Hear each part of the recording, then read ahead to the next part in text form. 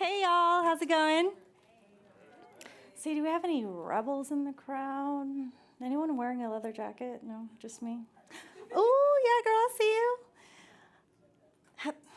Have you ever looked at a well-worn leather jacket and thought of the stories that it could tell? Like the scrapes and scars, like battle wounds, and a testament to the battles that have been fought and won. Why am I talking about leather jackets right now as I talk about entrepreneurship? Because, my friends, they symbolize the journey of entrepreneurship, the essence of our journey: rebellion, resilience, and the raw courage to face the unknown. Let me show you what I mean. Let's see how old you guys are.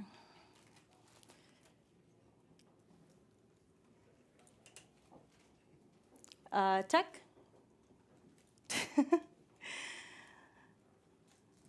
Wrong clicker? No? What's going on?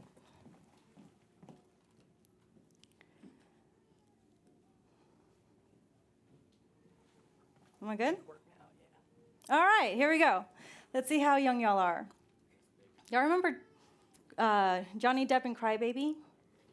Oh, he's so sexy. John Travolta in Grease. But my personal favorite, let's see if you guys can guess it. Fonzie from Happy Days. Ayy. Their jackets weren't just fashion statements. They were like armor. They were an expression of their colorful paths, trouble and all. But this is not a fashion lecture. This is about what those jackets represented for us as entrepreneurs. The audacity to stand out, embracing our imperfections, and just the courage to forge ahead even when the path was unclear.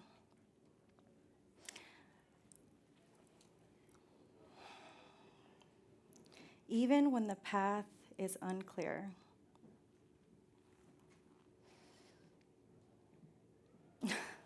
I'm sorry, y'all. Thank you for your patience. So, this talk is not about, oh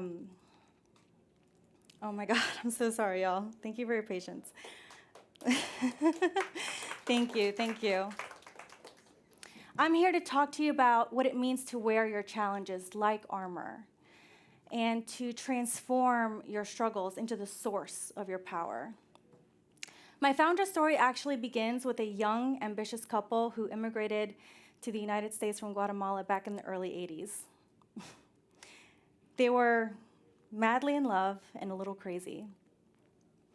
They were importing all kinds of goods from their travels and bringing them to the French market to sell at a booth. And after 10 years of hard labor in the market, they shifted their attention to jewelry and opened up a brick and mortar jewelry store in the French Quarter. Some of you may actually be familiar with it. It's called Sterling Sylvia, still operating today.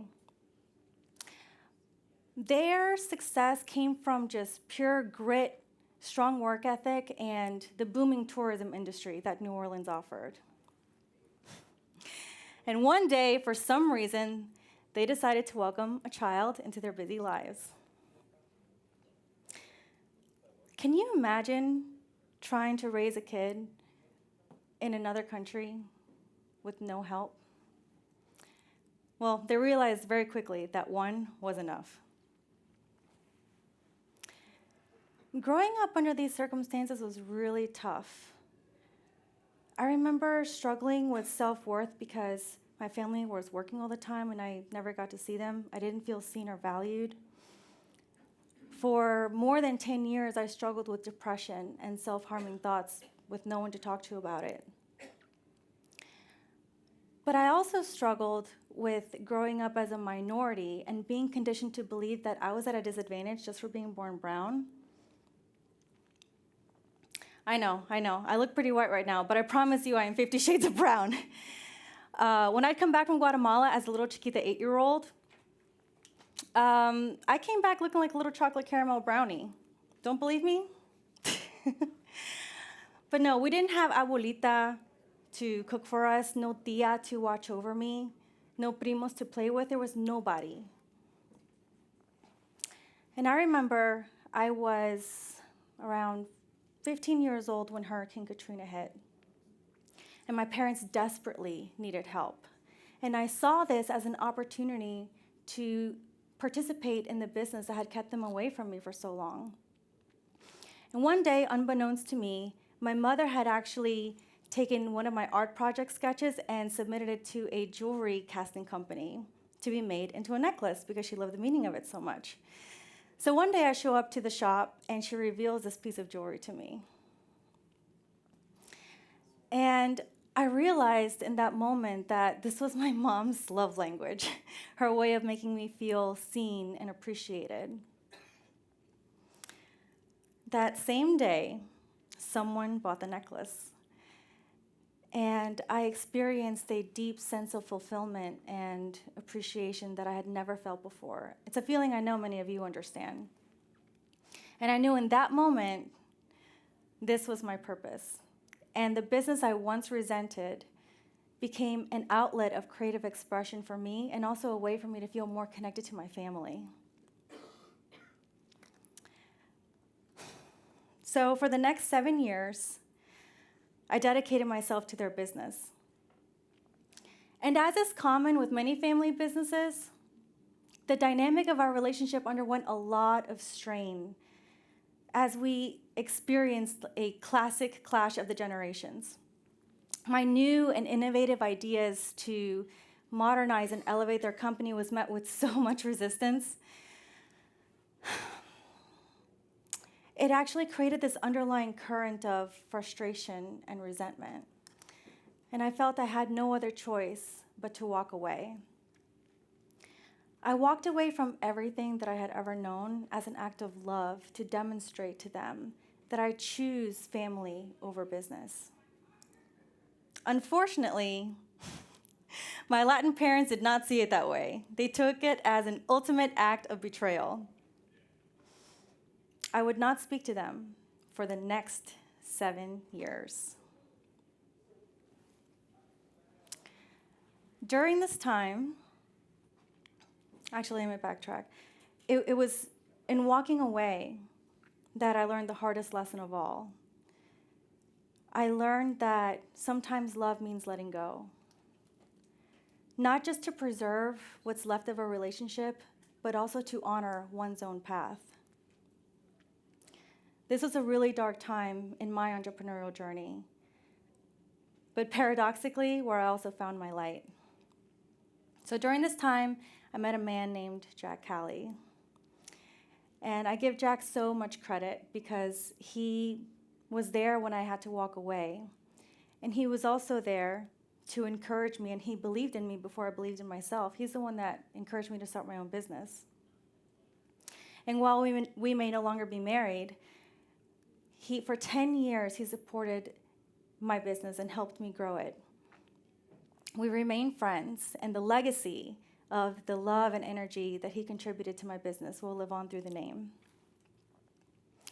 Needless to say, the divorce was one of the greatest heartbreaks of my life. Yet another example of having to let go. And guess who showed up to support me and get me through it? Guess who showed up and started valuing and honoring our time together more? My family. And guess who started asking me for business advice all of a sudden? Oh, man. And that's why I also started an e-commerce agency. As you can see, my companies were created from really dark, low moments in my life. The feeling of being unaccepted and rejected even by my own family. If my mother and father couldn't see the value of my work and ideas, why would anyone else?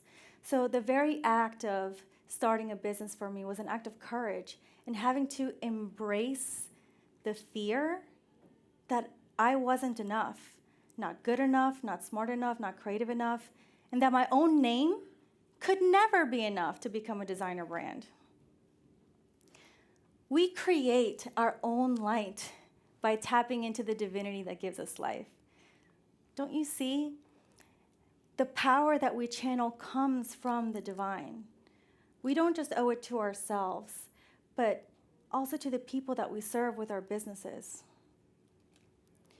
We can choose. We have the power to choose to wear and embrace our shadows so that everyone can see that the trouble we've gone through expanded us to be better leaders, better friends, and better people.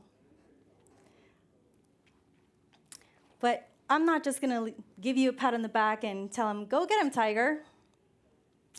No, we're rebels, remember? So I'll leave you with this.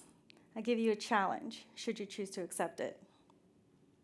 I challenge you to embrace your shadows, to face your fears, to sit in those dark moments so that you can discover the light, that fire that lives within you. I can't wait to see you shine. Thank you so much. Hope you find me on Instagram so I can continue to support you. Thank you. Oh, you know what I'm going to say next, right? Oh, hey! Thank you.